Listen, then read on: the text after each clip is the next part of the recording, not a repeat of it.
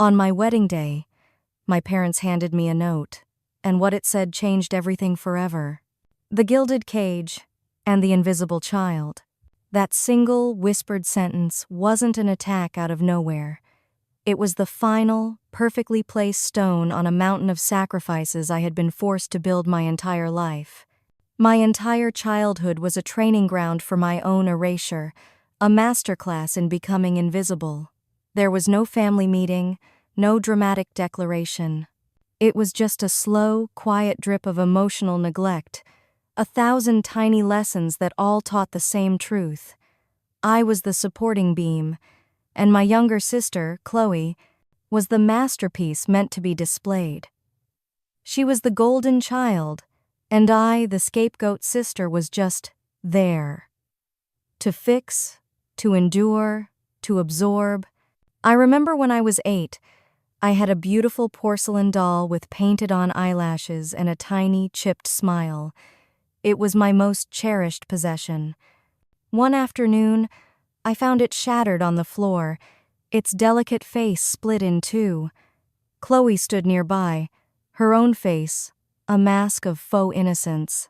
When I ran to my mother, Eleanor, with the broken pieces in my trembling hands, she didn't scold Chloe. She didn't even look at her. She just looked at me, sighed that long, weary sigh of hers, and said, "Oh, Alara, just let it go. She's younger." Her words didn't just dismiss the doll, they dismissed me. And so it went.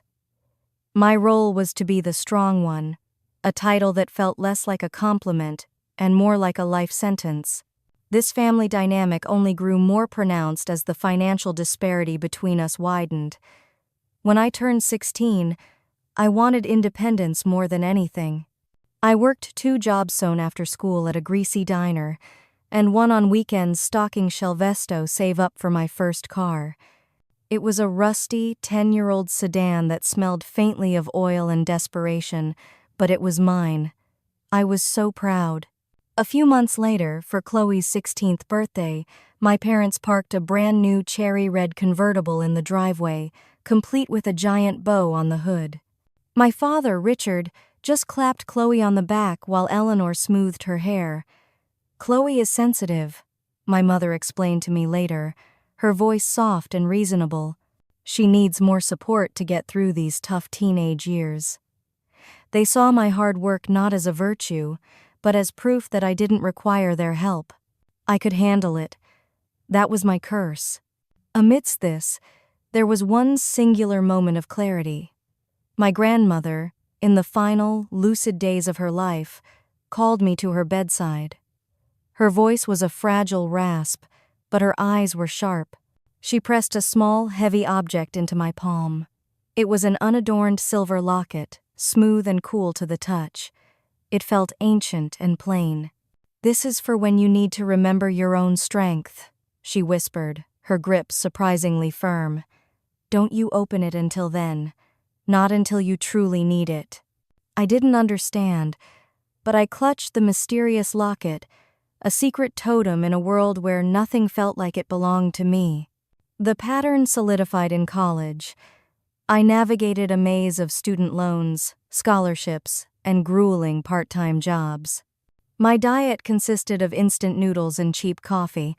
My nights spent hunched over textbooks in a cramped, shared room that was always cold. I was tired in a way that went bone deep. Meanwhile, Chloe sailed through a private university on a full ride from the bank of Mom and Dad. Her tuition, her sorority dues, her sunny apartment with a balcony, all of it was covered. She never had to choose between buying a textbook and eating a real meal. She was protected. She was cherished. By the time I graduated, shouldering a mountain of debt and exhaustion, I had stopped feeling anger. It was too tiring. In its place was a dull, heavy resignation. This was my life. I was the reliable one, the fixer, the strong one. A foundation that exists only to be stood upon, never to be seen or admired. I had accepted it. After all, what other choice did I have? I truly believed that was my story's end. For years, I believed that was my story's end. that I would forever be the reliable bedrock of my family, unseen and uncelebrated.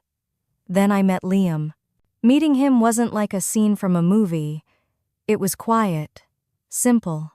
I was hunched over a textbook in a corner of a coffee shop after a grueling 10-hour shift, and he just saw me.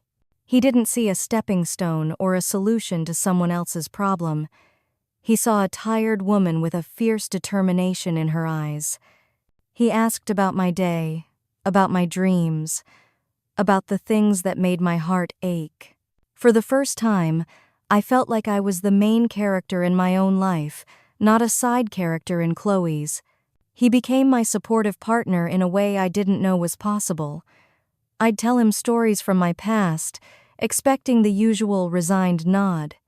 Instead, I got outrage on my behalf. When I told him how Chloe had borrowed $1,000 from me, and my parents had simply told me to be the bigger person and forgive the debt, Liam's jaw tightened. "That's not okay, Alara," he said, his voice firm. "That was your money. You worked for that." The validation was so direct, so absolute, it almost knocked the wind out of me. He saw the cracks I tried so desperately to hide. So when he proposed on a rainy afternoon in our tiny apartment, I didn't just cry with joy. I cried with disbelief. "Are you sure?" I whispered, my voice thick with a lifetime of feeling second best. He just held my face in his hands and said, "I've never been more sure of anything." And then came the wedding planning. And with it, the passive aggression from my family escalated into an art form. My happiness seemed to be an inconvenience, a problem to be managed. Every decision was met with a subtle jab. We'd be discussing catering, and my mother, Eleanor, would sigh. "It's just so much money for one day, isn't it? When you think of all the important things it could be used for." The unspoken addendum, for Chloe, hung heavy in the air. My father, Richard, was a master of the backhanded comment. "Well, we're making some sacrifices, of course," he'd say, looking pointedly at me. "Chloe's had a very rough year, poor thing. But we do what we can for our girls." Chloe herself made no effort to hide her disdain, rolling her eyes at flower arrangements and scoffing at registry items. My joy was an offense to her struggle. The foreshadowing of the storm to come happened after a particularly tense dinner. I'd excitedly announced we'd put a deposit down on a venue, and the mood instantly soured. Later that evening, as we were leaving, I ran back inside to grab a scarf I'd forgotten. That's when I saw Liam in the hallway, his back to me, his voice low and serious on the phone. A full notarized declaration. I heard him say the words sharp and out of place. "It has to provide complete legal protection." He turned and saw me, and a grim mask fell over his face. He ended the call abruptly. "Just work," he said, but his eyes told a different story. A quiet dread began to bloom in my chest. It all came to a head a week before the wedding. He sat me down on the couch, his expression a mixture of profound love and steely resolve. He took my hands and, from his jacket, he produced a crisp, sealed envelope. It was thick, official. "Alara," he said, his gaze unwavering, "I love you, and I will protect you, and the life we are building together." He placed the envelope in my numb hands. "I hope we never, ever need this, but just in case." "What is it?" I asked, my voice barely a whisper. He just shook his head gently. "It's better if you don't know. Just trust me. Put it somewhere safe." A war raged inside me.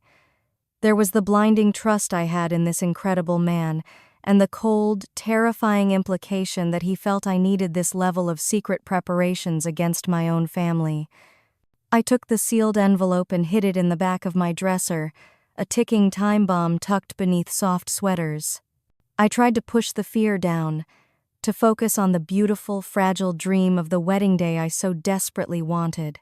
I chose to believe in the illusion, hoping, praying, that it would be enough.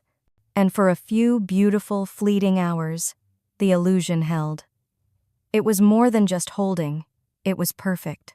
The morning of my wedding dawned crisp and clear, a sky of impossible blue, and with it came a fragile sense of peace. That dread I had tucked away with the sealed envelope seemed like a foolish, distant dream. Today, my family was putting on a flawless performance, and I let myself believe it was real. My mother, Eleanor, was the very picture of the proud mother of the bride. She fussed over the lace on my dress, her touch surprisingly gentle, her eyes glistening with what looked like genuine tears. "You're so beautiful, Alara," she'd said, smoothing my hair. Just radiant. My father, Richard, who was usually quiet and distant, was suddenly jovial and warm, clapping Liam on the back and telling anyone who would listen how proud he was. Even Chloe played her part to perfection. She was the dutiful bridesmaid, holding my bouquet, smiling for pictures without a hint of her usual sarcasm. There was no eye-rolling, no heavy sighs. For the first time in years, I felt like we were a normal, happy family. The final piece of this carefully constructed false security was slipped into my hand just before I walked down the aisle. It was a small ivory card with my name written in my mother's elegant script. Inside, it read, "No matter what, today you are our daughter and you are loved. Mom." It was simple, generic even, but in that moment, it was everything. It was the permission I had been waiting a lifetime for. It broke open a dam inside me, and all the lingering fears and doubts washed away. They saw me. They loved me. I had been wrong to worry. The ceremony was a blur of soft, focused joy. As I stood opposite Liam, saying our vows, the entire world melted away. There was only him, his steady gaze, and the quiet certainty in his voice. The air in the reception hall was thick with the scent of roses and champagne, and for the first time I didn't feel like an intruder at my own celebration. I laughed during the toasts, my father danced with me, and I spun with Liam under the warm lights, my heart so full I thought it might burst. I was weightless, I was seen, I was happy. And that, of course, was when the illusion shattered. The band had just taken a break when my mother touched my arm, her smile a little too bright. I followed her to a quiet corner, my cheeks still flushed from the first dance. She took both my hands in hers, her expression one of immense affection. "It's a lovely evening," she said, her voice a soft whisper. Then she leaned in, her smile never wavering, and delivered the line that brought my world crashing down. "We're keeping your gift money. Chloe needs it more than you do." The music, the laughter, the warmth, it all vanished, replaced by a deafening, static roar in my ears. For a long moment, I just stared at her, still holding her hands, trying to make sense of the words. It had to be a joke, a cruel, terrible joke, but the placid, entitled look on her face told me it wasn't. The shock slowly receded, and in its place, something cold and hard began to form in my chest. I finally found my voice, though it came out low and trembling. "That money was for our future." Eleanor sighed, a practiced, patronizing sound. "Sweetheart, you have Liam now. You're set. Chloe is struggling, and it's only fair that she gets a little help." Richard had materialized beside her, and he nodded in solemn agreement, a united front of righteous self-interest. They were cornering me, using my moment of greatest joy as the perfect time to strike. I could feel the familiar weight of expectation settling on my shoulders, the ingrained instinct to just give in, to be the strong one, to keep the peace. I was about to crumble. Just as the tears began to well in my eyes, a calm, firm voice cut through the tension from directly behind me. It wasn't loud, but it silenced everything. "Actually, it's not fair at all, and it's not going to happen." The air, once filled with music and laughter, was now thick with a heavy, dangerous silence. My mother's patronizing smile had frozen on her face. Her eyes narrowed at Liam's unexpected defiance. My father shifted his weight, his jovial facade crumbling to reveal the familiar hard-set jaw beneath. Liam didn't raise his voice. He didn't have to. With a calm, deliberate motion, he reached into the inner pocket of his suit jacket and pulled out the crisp, white envelope he'd given me a week before. He held it between two fingers and extended it not to me, but to my mother. "Go ahead," he said simply. "Open it." For a moment, Eleanor just stared at it, her confidence faltering for the first time. Then, with a flicker of annoyance, she snatched it from his hand. She slid a perfectly manicured nail under the flap, her movements still graceful, still practiced. I watched her face as she pulled out the stack of papers. The first emotion was confusion, a slight furrow of her brow. Then, as she scanned the first page, her eyes widened in disbelief. The color drained from her cheeks, leaving behind a pale, tight mask of fury. Her hands, for the first time I could ever remember, began to tremble. "What the hell is this?" my father snarled, leaning over her shoulder to read. His face turned a blotchy, furious red. Liam's voice remained unnervingly level. "It's a notarized legal document, Richard. Signed and dated 3 weeks ago." He paused, letting the words sink in. "It states that all wedding gifts, monetary or otherwise, are the legal and sole property of Alara and myself. Any attempt to withhold, redirect, or access those funds without our explicit, written consent constitutes theft.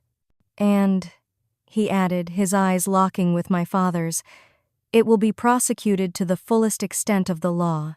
The silence that followed was thick enough to choke on, but it was quickly shattered. "This isn't fair!" Chloe's shriek cut through the air as she stormed over to our little group, her heels clicking sharply against the floor. Her face was flushed, her eyes wide with a brand of indignant rage I knew all too well. This was her signature family tantrum. "You're married now, Alara. You have everything. You have a husband and a future, and you don't even need that money. I have nothing. I'm struggling, and you don't even care." Her voice rose with each word, a childish, theatrical wail of self-pity. But my father's rage was far more venomous.